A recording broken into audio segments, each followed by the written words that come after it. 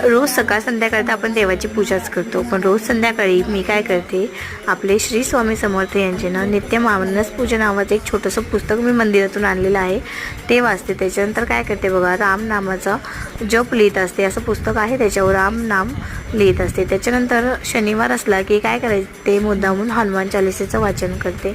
आणि हनुमान चालिसेचं वाचन करताना सगळ्यात अगोदर मी माझ्यासोबत माझ्या दोन्ही मुलांना बसवते. स्पेशली नक्षला तर काय हनुमान चालिसा पूर्ण पाठ झालेली आहे. मी देवाची पूजा करताना बसले की तो सुद्धा माझ्यासोबत हात जोडून बसतो आणि देवाचे नामस्मरण करतो.